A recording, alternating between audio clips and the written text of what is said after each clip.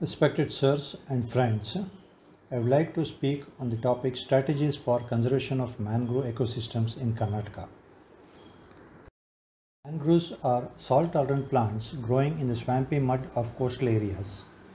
They grow in intertidal zones of river mouths, lagoons, creeks where fresh water mixes with the seawater. It is considered as highly valuable ecosystems because it provides essential goods and services which contribute significantly to the livelihoods, well-being and security of coastal communities. Mangrove soil color is blackish because of its carbon richness. Mangroves are considered as the green walls of estuary. The relevance is it's a unique ecosystem where the biodiversity havens of terrestrial and aquatic life. It protects against coastal erosion and acts as windbreakers and land builders. It protects against saltwater intrusion, act as green walls, and they are the rich source of carbon sequestration. Its uses are also innumerable. It has an ecological role in the food chain, aquaculture. It's used as fuel and also for building purposes. Some of the species bark is used for tanning, fodder, and it has got good medicinal value. One of the fishermen in Picharam coast said that we protected the mangroves and mangroves protected us during tsunami. In this slide, we shall see the major estuaries and the creeks of Karnataka state. As I told you that in the coast we have got three districts, that is the Dakshina Kannada district, the Udupi district and the Uttara Kannada district. In Dakshina Kannada district we have got two estuaries, that is the Pavanji estuary and the Netravati estuary. In Udupi district we have got four estuaries, the Baindur estuary, the Haladi Chakra estuary, the Swarnakodi estuary and the Udyavar estuary. And in Uttara Kannada district we have got five estuaries, the Kali estuary, the Gangavali estuary, the Agnashini estuary, the Sharavati estuary and the Venkatapura estuary. So the total spread area is 320 kilometers towards all along the coast. The mangrove species diversity goes with the salinity. You can see the different salinity level, that is euhaline, polyhaline, mesohaline and oligohaline. So in these salinity areas we find most of the species like Sonaretia alba, Rhizophora mucronata, Avicennia marina, they are found in polyhaline regions where the salinity is between 30 to 18%. Then we have the mesohaline, where the range is from 18 to 5% of salinity, and the species present here are Candela candle, Acanthus officinalis, Rhizophora mucronata, etc. Then we have the less salinity 5 to 0.5% called oligohaline, and here we find the Sonaretia siciliaris, cypris species, etc. Whereas in the high and very low salinity areas we don't find any species.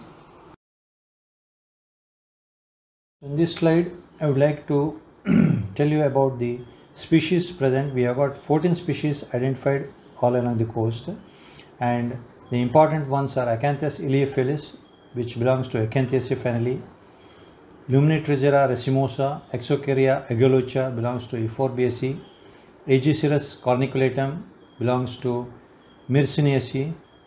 The Rhizophoriaceae family we have Brugueria cylindrica, Rhizophora apiculata, Rhizophora mucronata. The Sonaretiaceae we have Sonaretia alba, and the Verbinaceae we have got Avicennia marina, Avicennia officialis. So these are the important prominent species along the coasts of Karnataka. And in the other picture you can see that some of the plantation work being taken up by the forest department staff, that is during the low tides, and they have to go in a muddy area and plant when there is only low tide. In the second photo we have a 2-year-old plant which has resulted in good fleshy growth of the seedlings what the department has planted. So the mangrove afforestation is an important work taken by the forest department, and as you know that the mangroves were found natural and were gradually destroyed because of various reasons like encroachment, shrimp cultivation, etc. And the Forest Department entered during the year 2006-7 under the central government schemes to do the plantation works in the degraded areas. And the total extent of mangrove cover today we have is 7,102 hectares. Now coming to the ecosystem services, the services provided by mangroves are innumerable. They help in aquaculture and are breeding grounds for a variety of species. Some of the mangrove species have medicinal values and are sourced for honey cultivation. They are used for tannin, fodder, fuel purposes. They absorb highest carbon from the atmosphere and are a source for carbon sequestration.